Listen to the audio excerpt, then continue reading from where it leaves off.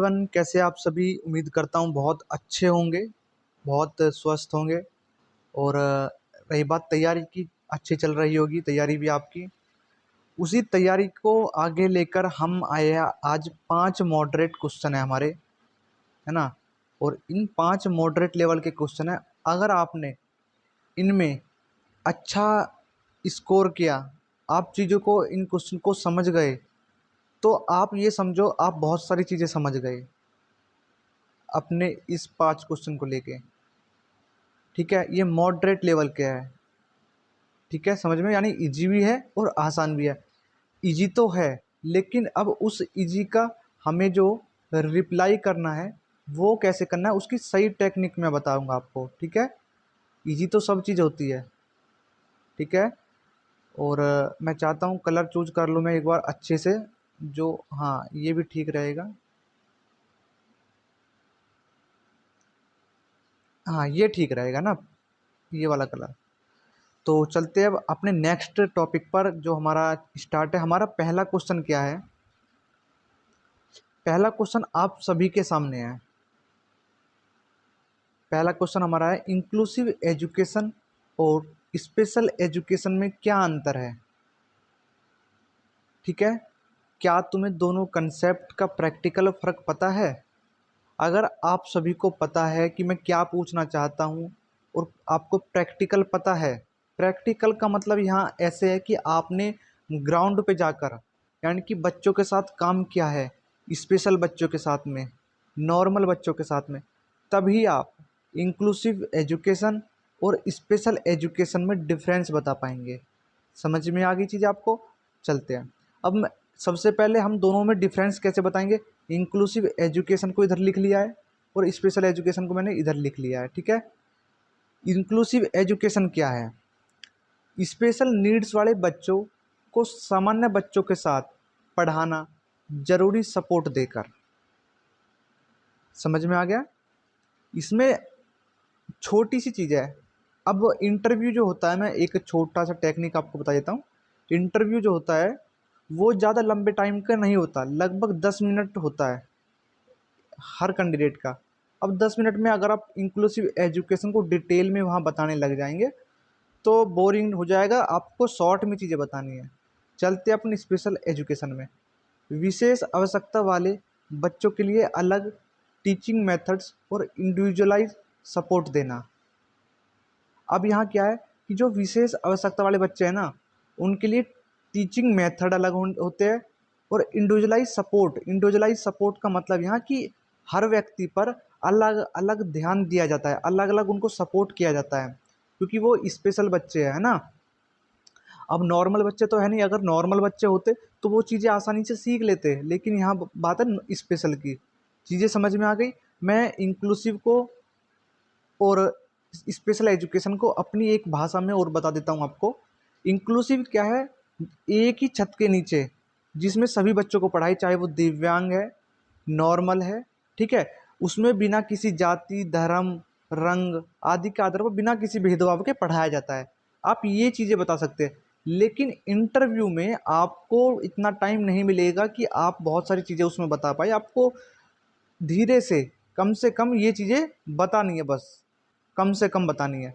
Special needs वाले बच्चों को सामान्य बच्चों के साथ पढ़ाना और ज़रूरी सपोर्ट देकर। ठीक है, ये चीज़ें आपको बतानी है अपनी लैंग्वेज में, कि स्पेशल एजुकेशन वाले बच्चों को हम नॉर्मल बच्चों के साथ में हम नॉर्मल बच्चों के साथ में पढ़ाते हैं। वही क्या है, हमारा इंक्लूसिव एजुकेशन है। समझ में आ गया? एक बार मैं इसका पेन चेंज कर लेता हूँ ताकि आपको चीज़ें अच्छे से समझ में आए, क्योंकि ये अलग कलर लग रहा है मुझे। बात करते हैं स्पेशल एजुकेशन। स्पेशल एजुकेशन क्या है? इसमें क्या है, विशेष आवश्यकता वाले बच्चों को विशेष सहायता दी जाती है। कैसी विशेष सहायता दी जाती है? उनके टीचिंग मेथड्स अलग होते हैं, उनको इंडिविजुअलाइज सपोर्ट दिया जाता है। ठीक है, ये हमारा हो गया पहला प्रश्न। चलते हैं नेक्स्ट प्रश्न की तरफ। नेक्स्ट प्रश्न क्या है हमारा? अगर आप देख रहे हो, आईईपी यानी कि इंडिविजुअलाइज एजुकेशन प्रोग्राम क्या है और इसका उद्देश्य क्या है? आपसे पूछ सकते हैं कि आईईपी का फुल फॉर्म बताइए, आप बता देंगे ये वाली फुल फॉर्म। ठीक है, आपसे पूछेंगे आईईपी आखिर है क्या, आईपी आखिर है क्या, तब आप क्या बोलेंगे? आपसे पूछेंगे आईपी बनाई क्यों जाती है, यानी कि उसका उद्देश्य पूछ लेंगे, तब आप क्या बताएंगे? आपको प्लानिंग और चाइल्ड स्पेसिफिक इंटरवेंशन की समझ होनी चाहिए इसमें ना।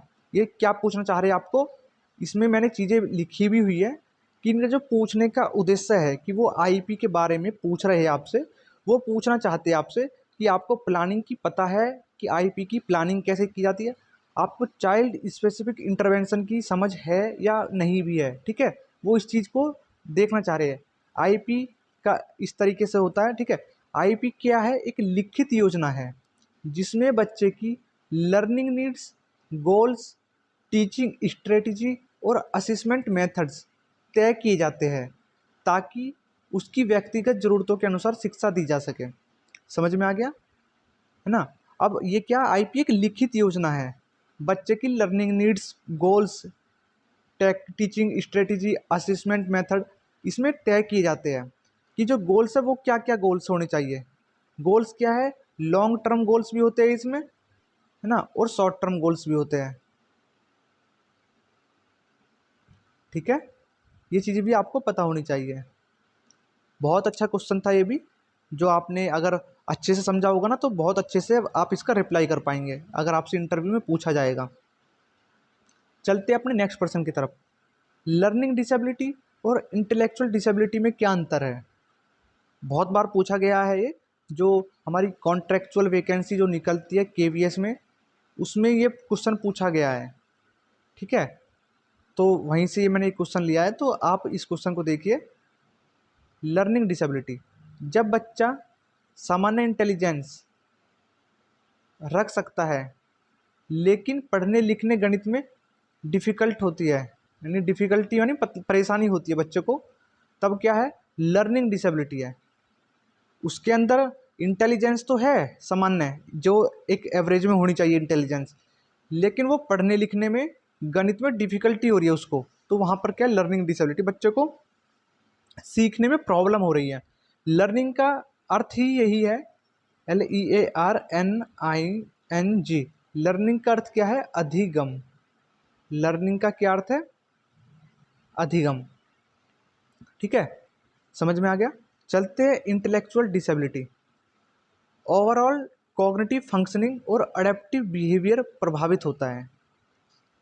अब मैं इनका एक छोटा सा रूप में आपको बता दूं शॉर्ट उसमें, कि एलईडी में और आईडी में कितना डिफरेंस होता है। आप बोलेंगे एलईडी में क्या है?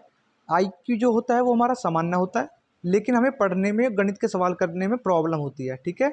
आप बोलेंगे आईडी, आईडी क्या है? आईडी के बारे में आप बोलेंगे कि इसमें जो है कॉग्निटिव फंक्शनिंग और अडेप्टिव बिहेवियर में प्रॉब्लम होती है, ठीक है। ये चीज़ें आप बता देंगे। चलते अब अपने आगे नेक्स्ट पर्सन की तरफ। नेक्स्ट पर्सन क्या हमारा, आप देख रहे होंगे, क्लासरूम में एडीएचडी वाले बच्चे को कैसे हैंडल करेंगे। बहुत बार पूछा गया है, आपकी कॉन्ट्रेक्चुअल वैकेंसी हो गई है ना, और बहुत सारे टीचर भी इसको करा रहे होंगे, तो ये क्वेश्चन आपसे 100 के 100% पूछा जाएगा। 100 के 100% देख लेना आप, चाहे किसी भी बच्चे से पूछा जाए, लेकिन ये क्वेश्चन आपके सामने आएगा ज़रूर। आपको क्या करना है कि हैंडल कैसे करेंगे आप बोल देना, छोटे इंस्ट्रक्शन दूंगा मैं उसको, मैं फ्रीक्वेंट ब्रेक दूंगा उसको। पॉजिटिव रेनफोर्समेंट, यानी कि छोटे इंस्ट्रक्शन का मतलब है कि मैं छोटे छोटे उसको काम दूंगा। फ्रीक्वेंट ब्रेक, यानी कि मैं उसको जल्दी जल्दी ब्रेक दूंगा। फ्रीक्वेंट का मतलब होता है कि फ्रीक्वेंट ब्रेक का मतलब है कि मैं उसको जल्दी जल्दी ब्रेक दूंगा ताकि वो अच्छे से मैं उसको चीज़ें क्रिएटिव तरीके से सिखा पाऊँ, इंगेज कर पाऊँ, ठीक है, और वो एकदम से हाइपर ना हो, उसका बिहेवियर ना बिगड़े, ठीक है। पॉजिटिव रेनफोर्समेंट मैं दूंगा उसको, यानी कि उसके हाथ पर स्टार दूंगा, ठीक है। अगर एडीएचडी बच्चा है तो मैं उसके स्टार के अलावा मैं बहुत सारी चीज़ें दे सकता हूँ, जैसे आप उसका, बच्चे का कोई अपना रेनफोर्समेंट होता है, जैसे अलग अलग अपनी अपनी रुचि होती है, तो मैं उसी हिसाब से बच्चे को पॉजिटिव रेनफोर्समेंट दूंगा, ठीक है। फ्रंट सीट, फ्रंट सीट पर मैं बच्चे को बैठाऊंगा, यानी कि जो आप बच्चे को बैठाएंगे वो सबसे आगे वाले रो में बैठाएंगे, ठीक है, जो आपका एडीएचडी बच्चा है, ठीक है। उसके बाद में इंगेजिंग एक्टिविटी, इंगेज का मतलब है कि मैं उसको ऐसी एक्टिविटी दूंगा जिसमें वो इंगेज रहे, या इंगेज का मतलब है कि वो खेलता रहे, ठीक है, अपने अच्छे तरीके से उसको बिहेवियर प्रॉब्लम ना हो कि वो अचानक, ताकि उसका बिहेवियर बिगड़े और वो हाइपर हो जाए। ठीक है, समझ में आ गई चीज़ आपको? अगर समझ में आ गई तो आप एक बार यस लिख देना कमेंट्स में। चलते हैं नेक्स्ट पर्सन की तरफ। नेक्स्ट पर्सन क्या है हमारा? नेक्स्ट पर्सन है हमारा आरपीडब्ल्यूडी एक्ट 2016 का स्पेशल एजुकेशन में क्या महत्व है। बहुत बार पूछा गया है ये भी कि आरपीडब्ल्यूडी एक्ट आया जो हमारा 2016 है, उसमें हमारी 21 डिसेबिलिटी है, आप सभी को पता है। ठीक है, उसमें हमारी कितनी डिसेबिलिटी है? 21 डिसेबिलिटी है। तो इसमें स्पेशल एजुकेशन जो 21 डिसेबिलिटी है ना, इसमें स्पेशल एजुकेशन का क्या महत्व है?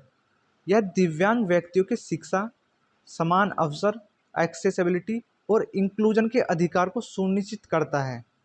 समझ में आ गई चीज़ आपको? एक बार मैं इसको ऐसे करके दिखा देता हूँ आपको, ताकि और चीज़ें समझ में आई। स्कूलों को इंक्लूसिव व्यवस्था बनानी होती है ताकि हर बच्चों को समान और गुणवत्तापूर्ण शिक्षा मिल सके।